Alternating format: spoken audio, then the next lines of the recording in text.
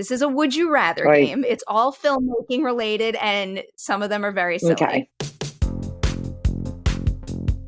Would you rather only get one take or have to do 100 takes?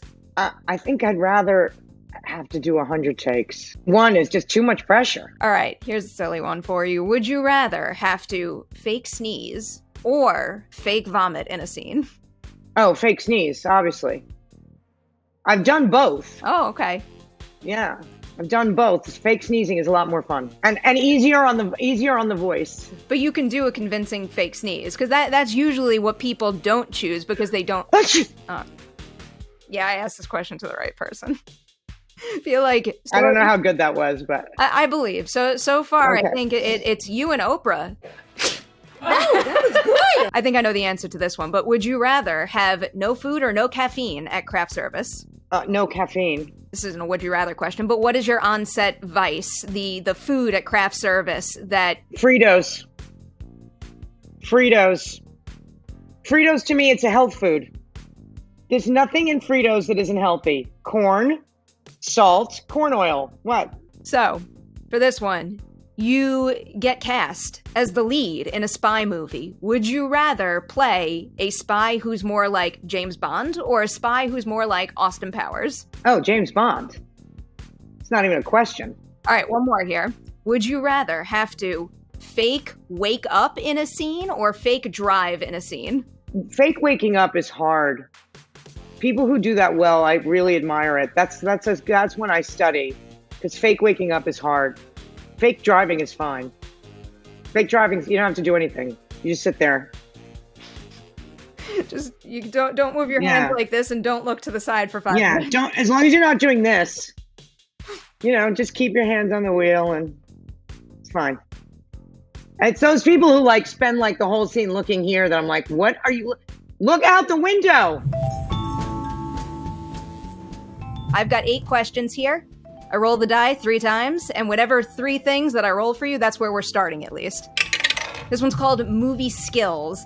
If you could learn a new skill or about a different profession through a role, what would it be? That's a tough one. I've always wanted to do a Western. And I already know how to ride horses, but I'd like to be an expert at riding horses and be in a really cool Western. We call this one must-haves. What is something that you can't be without when you're on set? Whether it's your sides, your notes, a certain snack, something to pass the time between scenes, you name it. A water bottle. Constantly. Gotta have that water. Gotta hydrate. Gotta keep hydrated. You're way smarter than I am. I'm the coffee cup clutcher. Oh boy. Yeah. No, too much coffee. Too much coffee is not a good idea. I know from experience. All right, one more roll for you. Number 2 is more TV, please. If you could guest star on the show of your choice, what show would you pick and why? I would have loved to have been on The Wire playing like, I don't know, a crooked cop or something, or either that or All in the Family. I love that show. Solid choices. Now I'm not going to be able to shake the idea of wanting to see you play either a crooked cop or be in a wedding. Yeah, I'd like to play like Archie Bunker's like long lost niece or something, who's like a little too much like Archie Bunker. Hello, everyone. Welcome back for a brand new episode of Ladies Night. I'm very excited about this episode because I am talking to one of the stars of what I think is one of the best movies of 2021. It's Martha Plimpton from Mass. Hello, good to see you, and yet again, congratulations. Thank you. It's good to see you too. Thanks for having me. Going back to the early days with a twofold question for you here. So first, do you remember the moment when you first decided you wanted to be an actor? And then do you remember when it first clicked that you needed to be an actor, as in when a performance just felt so right and you know that you needed to have that feeling again? That's a tough one for me to answer because I've been doing this since I was 8 years old. So I don't know. I mean, I don't know if I ever had that moment. The first one that you ask about. I think when I was doing a play, I think I was 29, when I was doing Hedda Gabler with Doug Hughes, the director, and we were in Steppenwolf. We were at Steppenwolf and also at New Haven. That's when I think I started to actually have fun. So it took about 20 years, 21 years to start having fun. But that's when I started to really enjoy it. Can I ask what quality of that production paved the way to having that fun? I think the way Doug directed, he's one of my favorite directors to this day.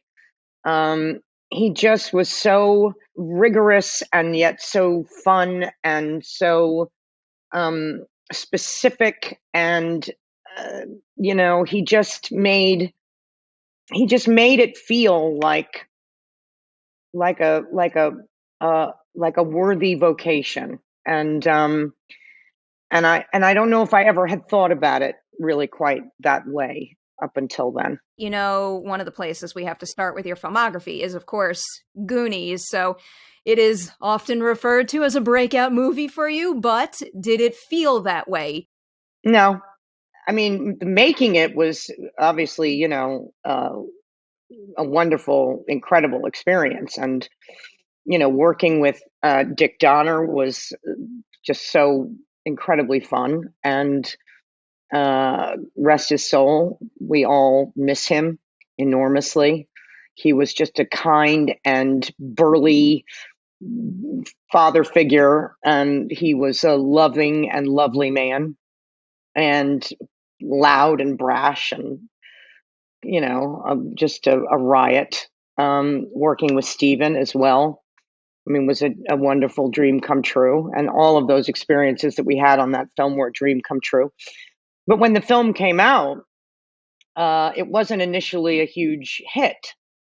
And it really, it came out at around the time of the advent of home video, and around the time when cable was becoming more and more ubiquitous. So that's where the film really found its following.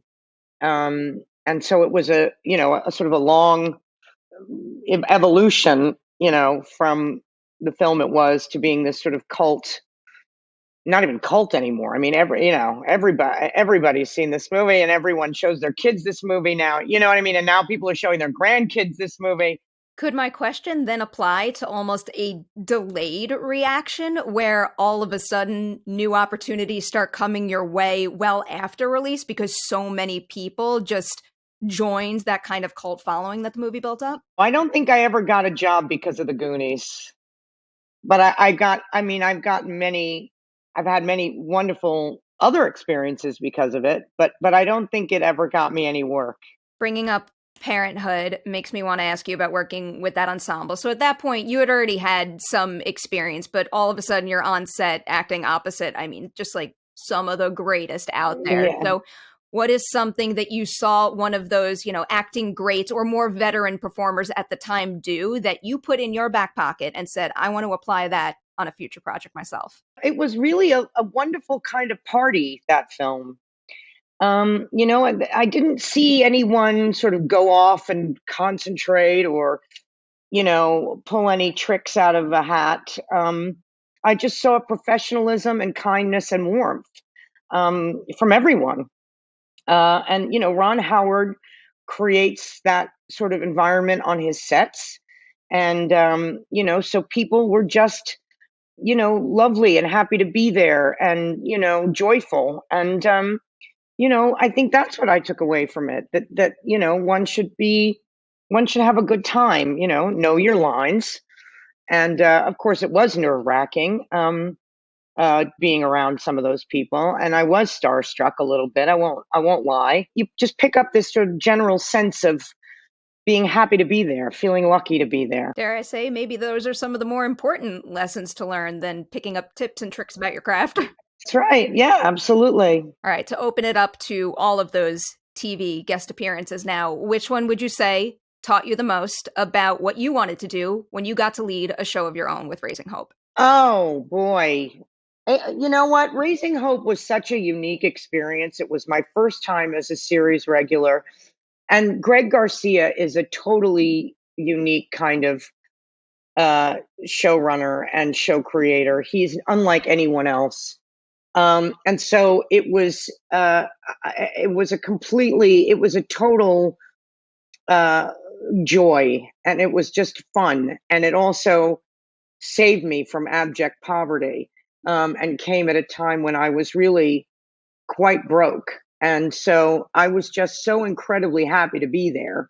And then to be also having so much fun and to be working with Garrett Dillahunt, who I immediately clicked with and who was just a dream to work with. In a funny way, it was a little bit like working on a play. I mean, we just had this automatic family, you know what I mean? And you just dove right in, you know. It was life changing and really wonderful. Let's get into Mass. So this right here is Fran's feature directorial debut. What is one thing about the way that he works that you really appreciated and you can't wait for other actors out there to get to experience with his future films? That's a wonderful question. I really appreciated his specificity and his preparedness. And I knew that he would have those qualities going in because the screenplay is so specific and it's very, very authentic and organic feeling, even though it's the product of countless hours of work on Fran's part. He really, really worked very hard to get this thing right. And you can see it in the script. You read it in the script. And so I felt very confident going in that the cast would be in really good hands. That said, he also really trusted us. He really sort of was willing to share his script with us. He really allowed us to take ownership of it, which not a lot of first-time directors who've written their own scripts are willing to do. Sometimes they can be really controlling and really kind of oppressive, you know, with their, you know, image of how it should be. Fran didn't have that. He had very clear idea of what he wanted, and he had very clear boundaries.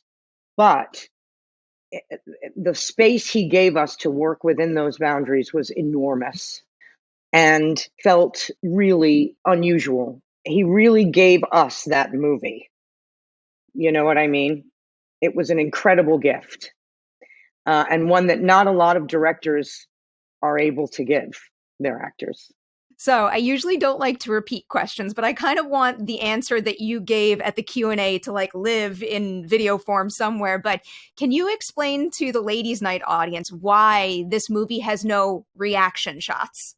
There's no like seeing a person say something and then cutting to a person's response, like face. It's a natural thing that Fran, I think, has an aversion to. And I think it's one of the things that makes this an extremely cinematic film.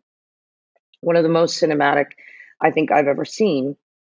He's not a static kind of guy, and the film is not a static film. So, and I don't know if I can explain this properly, but you know, when someone is talking and saying something important, he may be watching someone else. There may be a silence in which you are seeing someone be silent and someone else may begin to talk and he may stay on the silent person. I think in this way he's able to create motion, and he allows the actors to motivate that motion. Does that make sense? Absolutely. He's not telling people what to think or what to feel with his, you know, overtly, by using any cutaways, any flashbacks, any inserts, any music. There's very little music in this film. It's all done in a very dynamic way, using the performances. All right, Martha, I have to let you go. Thank you. Again, huge congratulations on Thank Mass. you. I can guarantee you I will not stop talking about this movie in the months to come. Thank you. Thank you for hanging out with us on Ladies Night and sharing some of It's your my pleasure. opinions.